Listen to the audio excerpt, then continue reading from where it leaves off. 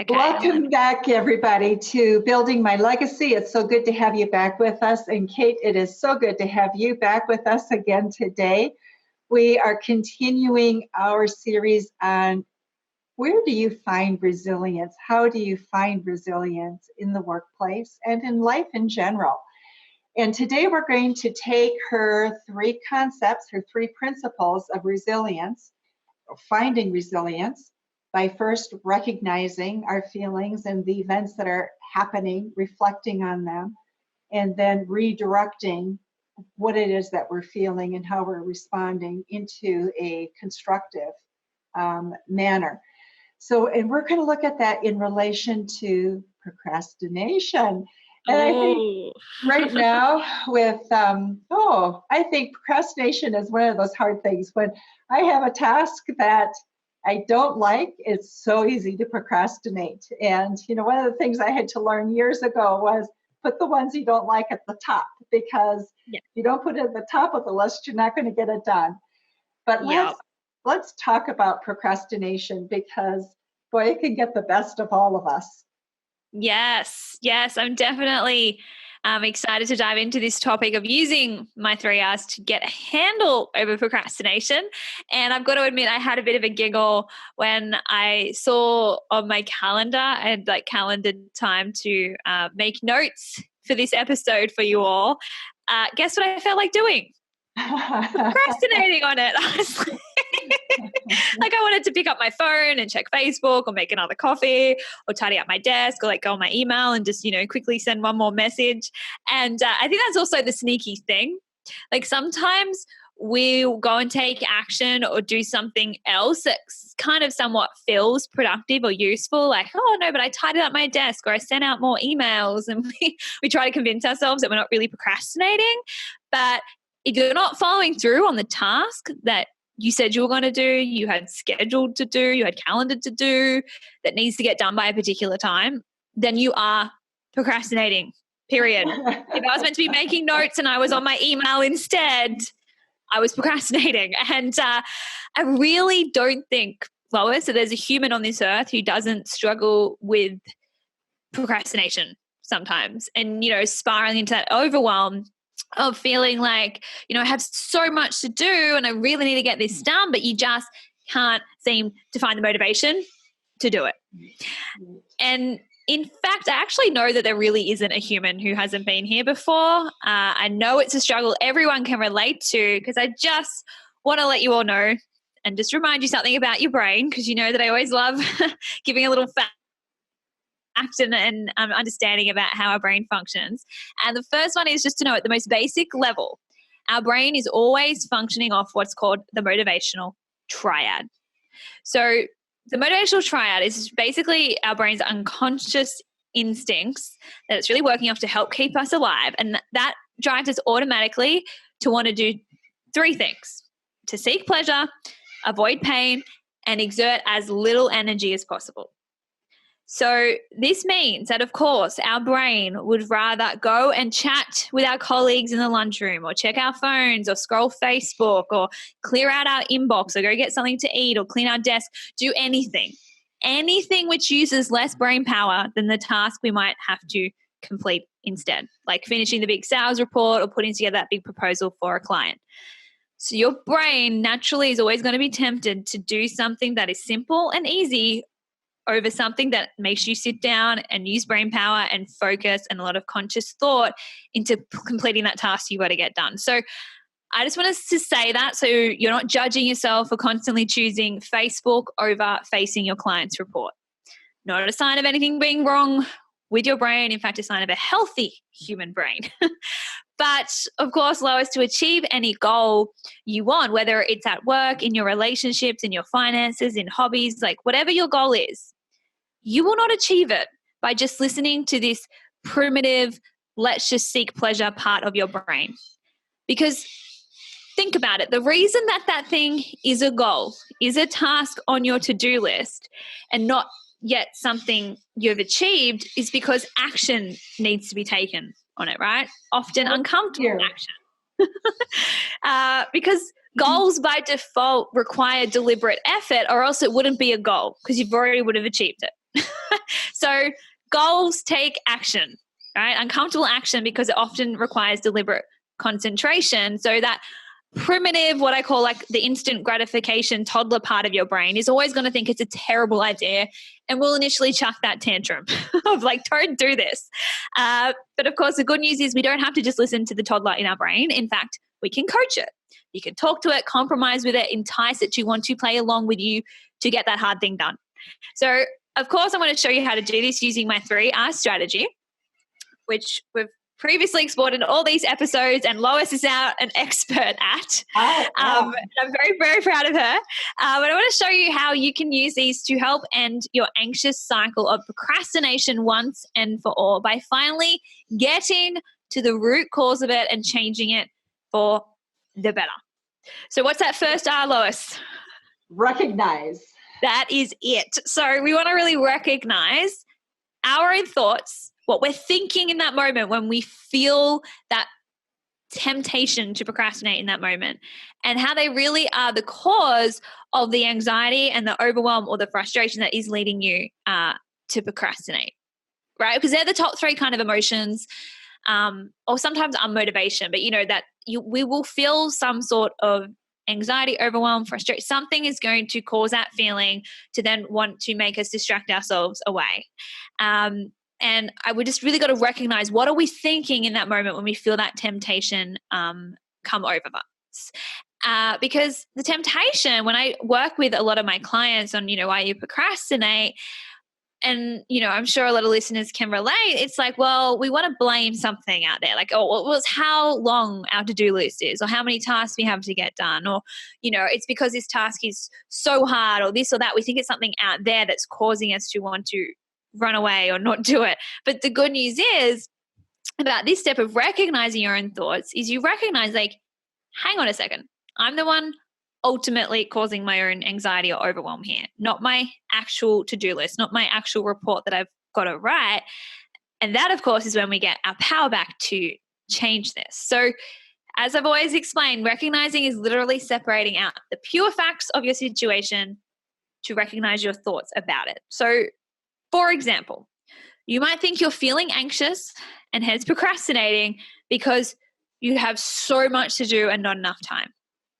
But if we just take a moment to do a pure fact check and get you to write out just your situation factually, like actually get a piece of paper and write down exactly what you need to get done during your, 8 hours at work today, you will see that those facts themselves, whatever it is, like send out that email campaign, finish that client proposal, design the presentation slides, those items themselves can't jump off the page and implant a feeling of anxiety or overwhelm in you.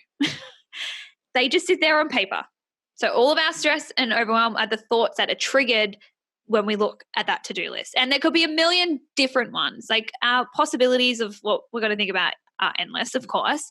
But from the coaching I've done and personally in my own life, I've recognized there's 3 kind of distinct yet interlinking thoughts that we really need to recognize for what they are, just sentences in our mind, and take ownership over them being the cause of our overwhelm if we're going to get a handle over our procrastination. And these thoughts are the 3 main ones I found. So firstly, this one to do with time and busyness. So I don't have enough time. I'm too busy. Right. That's first. Secondly, this idea of I don't know. I don't know how. I'm not sure. I'm confused. Like, what's the best way? That kind of sitting in confusion. Right. And thirdly, the perfectionist mindset. It's not going to be good enough. I don't have what it takes. It's too hard. I can't do it. Like that fear of not being good enough is another huge cause of overwhelm or anxiety and leading us to procrastinate. So can you relate to that, Lois? Oh, I sure can. And I can relate especially to the last one the most, because I think that's where my head always goes to first is enough. Do I have enough of what's it needs to make this really work? Do I have enough of the right message for it to be understood? And the list goes on, doesn't it? Mm-hmm. And I can totally relate to, it's really kind of a perfectionist mindset a lot of people wear as like a badge. Like, this is a good thing. If I'm going to do it, I'm going to do it right. But I want to actually show audiences using these 3 R's as they walk you through how that is actually holding you back and actually causing you to produce less of your best results and causing you to spin over unproductivity rather than produce and create and put value out there into the world. And it's something I'm massively working on myself, but I'll show you what other options you have to think about and what you might want to focus on instead, which is going to drive way more productivity for you. So of course, but as I said, we just really got to recognize that I'm so busy isn't a factual circumstance. It's a thought. I don't know what to write is actually a thought. And I know you might want to argue with me on this. Like, no, Kate, you don't understand. I really have so much to do. I am too busy. I have to finish this report, this proposal, this presentation by next Friday. I have to take my kids to dance classes, into footy training. I have a friend's birthday party on. My mum's coming over to visit. Like, I really don't have enough time to get it all done. Or maybe you're like, no, seriously, Kate, it is a fact. I literally have no clue what to write. Like, zero. I'm so confused. That is not just me thinking it. I really am confused. And I get it. I totally get it. It really does seem that way. And that is why I have the second R. And that is to reflect upon how these thoughts, if we keep thinking them, we're going to keep feeling and acting in ways that actually creates that reality for us and why it feels more and more true. And if these are thoughts we've thought over and over, you can look back in your life and see how often you've actually created more of that. And that is really, again, reflection is just about asking, how do I act and show up in this situation when I'm thinking and feeling this way? What do I do, or in this case, when it comes to procrastination, not do when I am feeling overwhelmed because I'm thinking I don't have enough time and there's too much to do? Right? So, or maybe it's that stressful thought, of course, of it's not going to be good enough, or I don't know what to write or say. Like, we can pick any one of these thoughts because they're all going to cause the same feeling of overwhelm or anxiety or stress, right? And as we've explored in previous episodes, I'm showing you that overwhelm, stress, anxiety, it's never going to help us to be able to concentrate properly. It floods our brain with stress chemicals, which scientists have found narrows our mindsets, right? We lose our creative and problem-solving skills. No spark or inspiration comes to us of what to write, or can't figure out how to best lay out the proposal. And in a society that teaches us, feel good all the time, feel happy, you need to, if you don't, eat something, do something, go on Facebook, like to try and escape that anxiety, we do want to go seek the pleasure. Remember, our brain is designed to do that. So we feel we're sitting at our screen, the cursor's like blinking at us, almost like teasing us, like write something. And you're thinking, but I don't know what to write. I don't know what to write. You feel anxious. And then that anxiety feels uncomfortable. So suddenly you want to go pick up Facebook and distract yourself from that feeling because you're thinking, I don't know what to write. And you think that that's a reality, that the only way to escape it is to avoid that situation. So we're going and making a coffee, chatting to our friends, doing whatever to try and get away from the task. And then the cycle of procrastination begins because the brain gets a dopamine hit of pleasure every time it does something fun and enjoyable. So it wants to stick with you doing that fun thing and avoid the hard thing. So suddenly 10 minutes on Facebook turns into 1 hour, turns into 3 hours of a whole day of Facebooking and looking up where you want to take your next vacation rather than, writing or finishing the report. So guess what that result creates for you? The very one you believed was true. That you don't have enough time to get that report done properly, or whatever you write isn't going to be your best work because you're lacking confidence because you're thinking, I know what to write. Whatever I do won't be good enough. And then you want to sit back and tell me, see, I told you I wasn't good enough to do this, or I told you I didn't have enough time. Right. But the truth is you created that because the whole time your underlying thoughts and beliefs were, I don't have enough time or I won't be good enough. So subconsciously you created that result because your beliefs were driving the same unproductive feelings and actions. So did that all make sense? Oh, it does.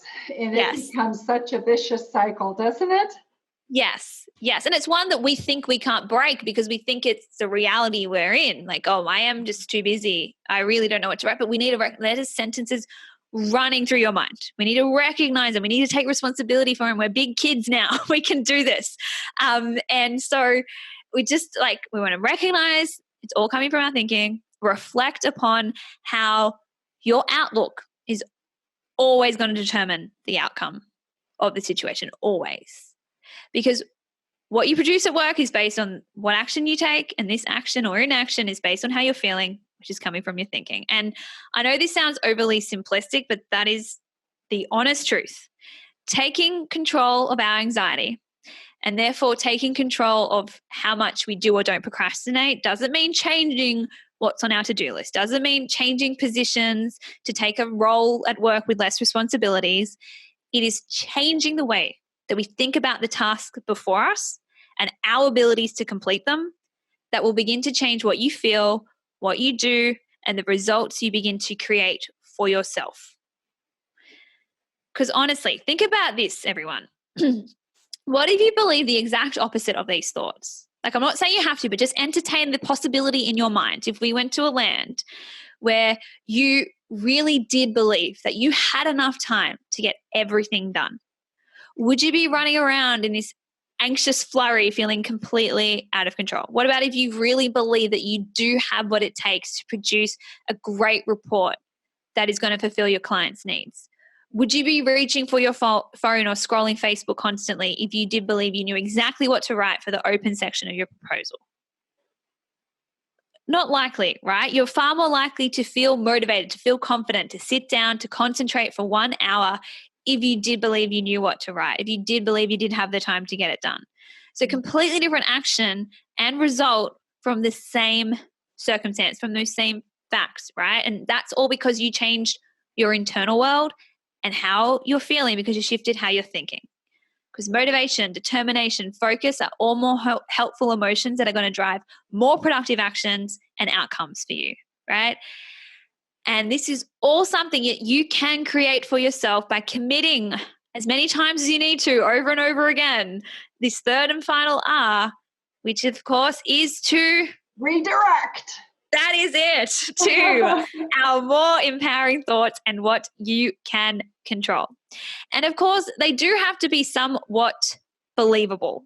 So I like to think of us like coaxing our mind there. Like if you had a puppy that you were trying to get outside, you'd have to kind of leave the treats and lead him to the door. Sometimes my dog doesn't like to come outside. I have to leave puppy treats and kind of coax him there because I just wanted like our confirmation bias of, you know, our brain wanting to keep thinking in the same way and believing the same thoughts because, again, it doesn't want to have to use energy in changing it. If we go too far out of what our brain currently believes and what it knows, it's just going to reject it and be like, that's not even realistic.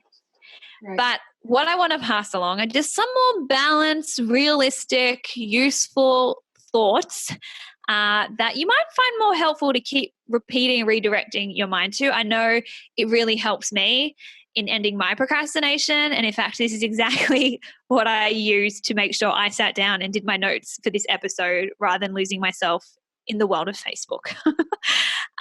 So the first theme of thoughts that I want to address is that one around time. So I don't have enough time and I'm too busy. Can you relate to those ones swirling around? Do you ever feel that way, Lois? Not having enough time and too busy is that is the biggest curse, isn't it? Yes. And our society almost is like I even see myself saying it these days when like my schedule's completely kind of free with everything happening at the moment. I'm like, I'm just so busy. It's this underlying hum of our society as if busyness is like a hero badge that is like a status of, yes, I'm just so busy. Do you feel like that kind of runs through?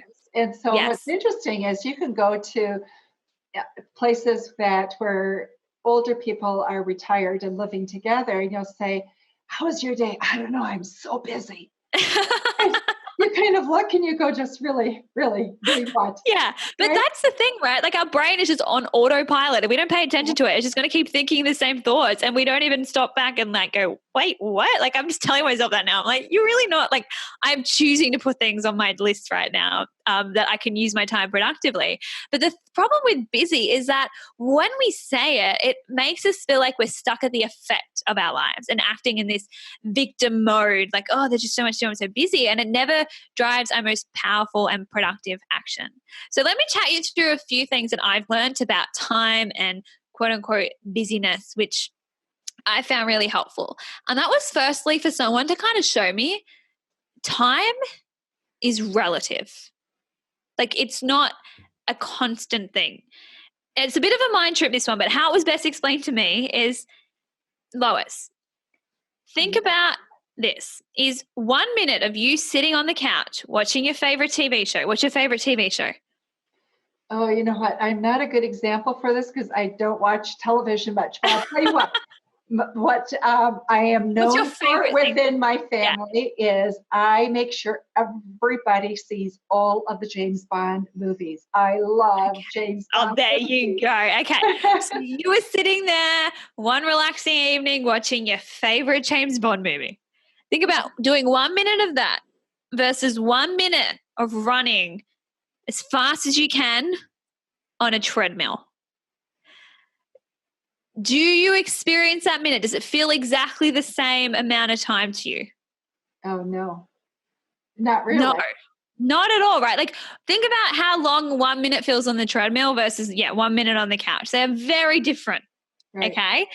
And I realized like when someone explained it, it's because when we're on the treadmill, we are watching the time, we're stressed, we're thinking, I want this over, hurry up, just be done. But when we're on the couch, we're not even focused on the time, we're relaxed, we're having different thoughts in that moment, which causes us to kind of experience it differently.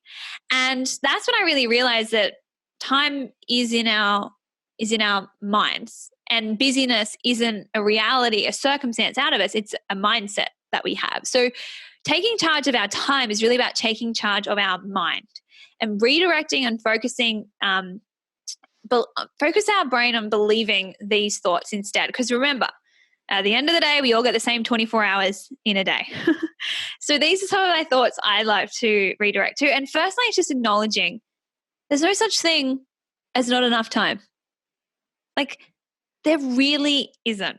Because when we think that, we feel anxious, and then suddenly, have you ever found like 20 minutes kind of show up in your calendar because someone's canceled something, but rather than making the most of it, suddenly we haven't really planned properly, blah, blah, blah. And then we're kind of wasting that time.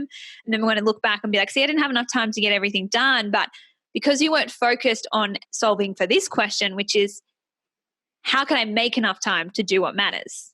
Like that for me is what I want to focus my brain on instead. Right. Making enough time, finding time, creating time to do what matters. That's what I want to get my brain focused on. So suddenly when that 20 minutes does come up, my to-do list is there, I'm like, bang, this is how I can make the most of that time, right? So that's something I'm always like, I have enough time to do what matters. Now you might be able to try and prove to me all day long, but it's just not helpful to show me how big that to-do list is. If you believe that you have enough time to get it done, you feel determined to sit down and prove that true. So that's one of my redirects. Also, just kind of telling myself like, I can handle what's in front of me, one task at a time. I can handle this. That for me feels a whole lot better in my body than repeating, I don't have enough time, I'm too busy. And the other thing a lot of people say is, I'm just really bad at time management. I'm just such a time waster and procrastinator. Procrastination, it's not like in your DNA. It's not like some people are procrastinators or not. It's just a mismanaged mind. That's all we need to know. And so I always want also people to shift their thinking from I can't, I'm not, I don't know how, like that kind of identity of I'm not good with time, to I'm learning how to manage my time better. Like just shifting your identity, shifting that self-talk little by little will make a difference, because our reality likes to reflect our beliefs. So if you keep believing you're a procrastinator, like it wants to be in unison. So we need to firstly begin to shift your identity and your belief. And so just that little shift, you might not be able to believe totally that you're great with your time and always follow your schedule perfectly. But if you can be like, I'm learning how to manage my time. I'm learning how to manage my schedule. I'm learning how to follow it. That at least opens your brain back up to the possibility that you can get better at this. So that is my third tip for that time one. Does that all make sense? It makes a lot of sense. Okay, cool. Yes. Now, yes? Go ahead. Okay. Well, I was just going to dive into the I don't know kind of confusion, the cloud of I don't know, the fog, the brain fog, I call it. Like when you're just like, I don't know. Like, how am I meant to do this? What am I meant to write? What am I meant to say? I'm confused. And I get it. Again, another one of my favorite sneaky little thoughts that my brain likes to indulge in. But rather than sitting in that, again, that kind of victim place, because if we don't know what to do, guess what? It means you don't have to take any action, right? It's kind of a sneaky little way of like not having to do anything. So my favorite 3 things when my brain wants to indulge in, I don't know, is I kind of like to trick it and say back to it, yeah, but if you did know, what would it be? So it kind of is like tricks it, right? It's kind of like, but if you did, hypothetically, what would you, and the other one I love is take a guess. So a guess by definition means there's no right or wrong answer, because so often we say, I don't know, out of fear of being wrong. Right. Yeah, because school trains us to get the right answer. To always, we're kind of praised when we get something right, that we're so fearful of getting something wrong. So it's easier to say I'm confused and I'm afraid. Right. So we often say I'm confused when we're just scared of getting it wrong, but there's no risk of being wrong. Suddenly your brain opens back up. It's able to, that's why brainstorm. When you say to your team, like just brainstorm ideas, people kind of know with a brainstorm, you don't have to get it right. It's not like saying you 100% will follow this idea or anything. You just let it all out on paper and do that. And so that's why the idea of take a guess. If you're brainstorming, what would you put down? Like just letting your brain be creative and in that playful space rather than this whole critical, you must get it right space. So I find that helps a lot with me, which again is basically what I did for this episode. Is like, just take a guess. If you were brainstorming, what would you tell people? And suddenly you will find you actually do know the answer. It was just hiding in that fear of needing to be right. Like I believe we have so much more wisdom and creativity and problem solving abilities than we give ourselves credit for. If we just let go of it needing to be right and just getting it out on paper, suddenly you'll read something back and be like, oh, I am quite smart. So that helps me. And then, of course, just a powerful question. If you really are like just staring at that blank cursor going, for the life of me, I just can't figure this out, is just asking, well, who is one person with experience on this that I can ask some advice for?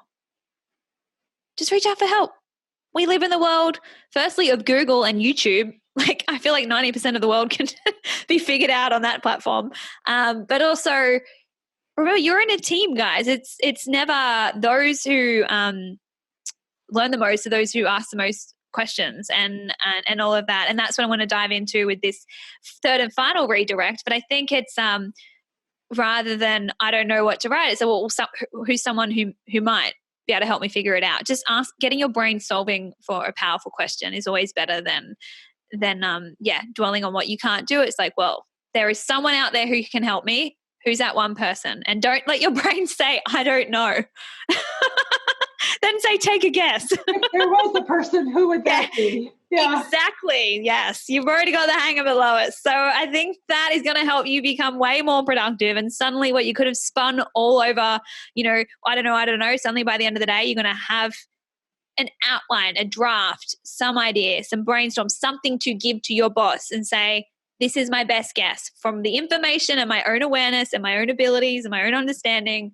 This is what I've got. And I'm willing for it to be wrong, which is what we're going to dive into with that 3rd redirect, which of course is all around that perfectionist mindset of I need to do this right or I'm not going to do it at all. And then that fear of what if it isn't good enough? Like it's what if I don't get, a big applause from my boss at the end of this, which I think for the high achievers out there, we can all relate to. So what I want to offer up with these redirects is shifting your identity from at work, from wanting to be like the smartest in the room and wanting to be the best in the room and always being right, to being the best learner, the best problem solver, the best that, because that is within your control. right? Like you can't control whether you are going to be the smartest person in the room, but you can be the one who's willing to learn the most, to take on the most, to ask the most, to practice the most, right? So that is a growth mindset that is way more resilient than this fixed mindset of seeing challenges as if it's going to expose some weakness of yours. And then that's a bad thing. And I need to be the best and always do it right, which is very much how our school system kind of grades us, right? We're never applauded for the effort we put into studying for an exam, only the results we get for it. Right. So it makes sense that we tie our identities up with wanting to always appear like we can do things really easy. We can always get it right. And, you know, we're never falling short on expectations of our boss. But the problem is when we want something to be perfect and you're sitting down and you're staring at this blank piece of paper, you're like, okay, this needs to be perfect. I need to totally impress everyone with every little thing that I write and get that A+ from everyone. Does that really feel motivating, or do you feel a little bit anxious when you think that, Lois? Anxious, really, because for those of us who are perfectionists, it's never perfect enough. Well, that's what I was about to ask you. Like, how do we know when something's perfect? You don't. Because perfection, again, isn't a circumstance out there in the world. It's someone's thoughts about it. Yeah. So one boss, and that's why you can go to one boss or one team member and like, oh my gosh, it's great. I love it. And then you go to another and they're like, nah, I'd change this whole section and edit that out. And you're like, so then you got to go back and change it, but then someone else will be unhappy. And then someone, like, you know, it's subjective again. So you kind of spin, you're trying to chase an ever moving goal. You know, it's never going to be fully attained. So you're going to never feel like you're good enough, which of course eventually it erodes our self-esteem, right? Because we're always beating ourselves up for never being perfect, but that's never been a realistic goal. So we need to shift our mind from the perfectionist mindset into the progress mindset, where we're all about growing and learning and embracing that this might be hard, but in that is so much opportunity to learn and to grow and to contribute, and just really remember these 3 key things, which is what I'm training my brain to do, to let go of the perfectionist mindset. And firstly, it's reminding myself that my worth as a human being is never attached to the outcome of this piece of work that I'm trying to do. And that is the thing I think we all need reminding. So many of us attach our worth, our identities to our position in a company and how all of our work is received. And which is great when everyone's applauding us, but it ain't so great when we might fall short sometimes. Yeah. And that's why it cuts so deep, because we're attaching our worth to it. But I'm always reminding myself that, you know, my worth just is. Feedback is not about me personally as a person. It's about something I produce out there in the world. It's just information about that. It's not grading me as a human. And we need to consciously remind our brain of that, because since a young age, thanks to school and, you know, kind of getting attached to approval and validation on what we achieve, it's easy to get caught up in that mindset and attaching our worth to our work. But our worth just is what I'm always reminding myself. Brene Brown has an amazing quote of whatever does or didn't get done today, you know, did or didn't get done, you are valuable as a human being.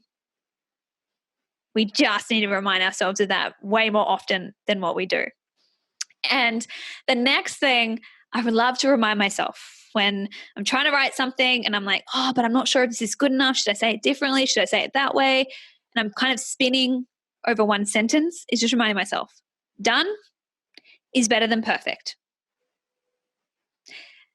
A boss would prefer a B- report than no report at all. Like something is better than nothing, right? So many people go, I don't want to aim for B-. I'm an high achiever. I'm an A+. But guess what happens when you kind of allow yourself to not be the most perfect, you know, person in the room and not be like the one that's going to get 100% every time, is instead of trying to perfect every single little word and every single little sentence and backspace and rewrite 1,000 times and trying to guess what the best way to write it is and take ages to do something that should only really take like half an hour, when you just allow yourself to be like, you know what, this is going to be my best guess in this moment with how I'm feeling and with what I know. I'm just going to aim for good enough and go, I say sometimes, is you actually get it done quicker, which then allows you to reach out to your boss ahead of time often and get some feedback and refine it from there. So then you're actually far more likely to get closer to doing it in a way that you make your team proud of than if you were trying to spin and hide away from feedback as if it's threatening to, your identity and your abilities. But if you can see that feedback's actually your friend and actually just giving you something valuable to learn, the B- is likely to turn into an A+. Now, I know that no one's really getting graded like that at work, but I'm just meaning from, how happy your boss is or how impressed your team are. If you just speed and get it done as quick as you can with what you know, and then get feedback, get ideas and refine from there, it's a lot easier, because so often we're trying to write from within our own mind or solve something within our own mind. But if we just get it out on paper as good as we can, get the feedback, refine from there, you're way more likely to actually produce a far more valuable result, I've found. Yeah. No, I think that's so true. And I think a lot of times, it's part of it's willingness to be humble and to be able to go to the manager, the boss, whoever, and say, you know what, this is my understanding right now. It's imperfect. There's pieces that I know are not complete. I need your input so I now know how to complete it. And people I have found love to give that input, but I have to be humble enough to say I didn't know how to do it all by myself perfectly the first time. Yeah. And but think about it on the flip side, like, what do you think in the big picture your boss, like, if he comes, have you got that report done yet? No, boss, I'm working on it. Like, I'm just give me some more time. 2 days later, I'm still waiting on for it to be finished, because you're too scared to ask him, rather than just going like, hey, I'm kind of stuck on this. Can you give me, oh, you just need to do that. Oh, okay. Hadn't thought of that. You go away and do that and you get it done, the first time he asked you rather than the fourth time. What do you think your boss is going to be more impressed with? Someone who's willing to put their hand up when they don't understand something, or someone who's going to hand in a report 5 days late? Like, yeah, he might think, oh, they probably should have known that by now, but okay, I'm glad they asked. Like, rather than they keep handing their reports in late, right? What do you think is going to, frustrate your boss a little more, or make them, not, give you that bonus at the end of the year? I think it's always got to be, because you can't control what light your boss sees you through. But I think if he can see, I think what's frustrating is if he tells you some advice and then you don't take it on, and then you ask questions and you're not taking it on. But if he can see, yeah, she is someone that asks a lot of questions, but then I see she takes that away and she applies it and she improves her work and her productivity and all of that and her sales, she can ask me questions all day long. You know what I mean? Because she's improving, she's applying. So it's then up to us, when we ask the question, to take it on board. And I think that's the value of, you're like, no, I value myself. My self-esteem comes on me being the best learner, rather than always being right. Because if we're always got to be right, then we shy away from asking questions. But you shy away from asking questions, you don't learn anything new, then you're actually less likely to be right a lot of the time. But if you're willing to learn, take it on board, that knowledge, and realize that, you just got to have that growth mindset, that a challenge is an opportunity to learn and improve. And it's not a choice that I can make for people. But if you step back and realize that, oh yeah, there is a lot of value that can come, and I actually become more valuable as an employee to this company if I am willing to ask questions, even if they seem quote unquote stupid. Right. You're going to let your team down more if you're not willing to feel some uncomfortable emotion just to ask a question that can bring a lot of value. That is so true. That is so true. Yeah. So I think that just one last thing that I want to find that makes us way more resilient, productive workers, to avoid procrastinating so often, that I found really helps me, is it kind of links back to what I mentioned at first, is remembering that our worth as a human being isn't attached to our results, is just get curious about, how do you define being successful in the workplace?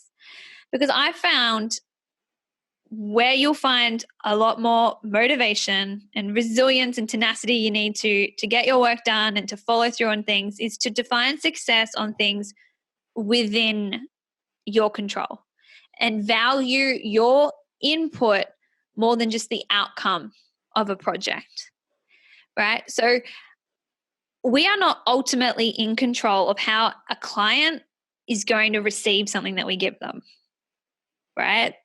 So it can be a really kind of topsy-turvy, like all over the place if we're always like just only making something successful if they kind of accept it.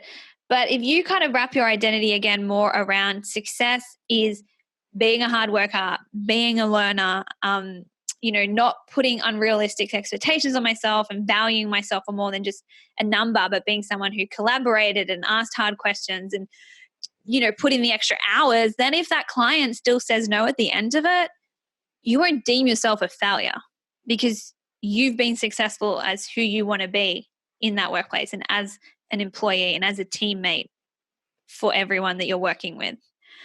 So when I kind of assess something in my work, whether it was a failure or a success, beyond just the outcome and how it was received, especially as a speaker, trust me, I'm always in front of audiences where, I face this a lot. I want to hide away and think like, oh, because I can't control what the audience is exactly going to think of me.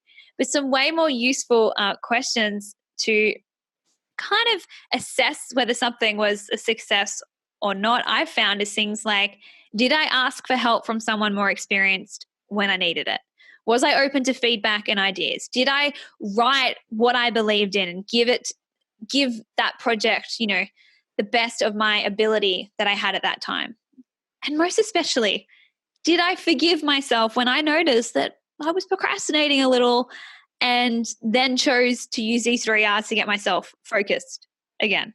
Like it's all about not just the outcome, but I think who you're being and the effort factor you're putting into any project that I feel like is way more valuable. And they've found that intrinsic motivation is far more powerful than just the extrinsic, I think that's a word, out there, outside reward. Just internally, that dopamine hit that you get when you're like, yeah, but I worked hard at that and I'm going to have my back regardless of just the outcome. Again, that identity shift is going to motivate you to want to sit down and get your work done. Wow. So you know what? I'm going to take a look at my list and see where I've been procrastinating and put these and get principles. Yeah. Done. Thank you. Yeah. Yes. No, thank you so much. I really hope it helps people. Just those little mind shifts. We underestimate the power of our mindset, but little shifts add up to big changes when practiced day in, day out. So thank you again for the opportunity to share this, Lois. I appreciate it. It is amazing. Thank you so much, Kate. And we will be back with some more very shortly. Thanks very much, everybody. Thanks for listening.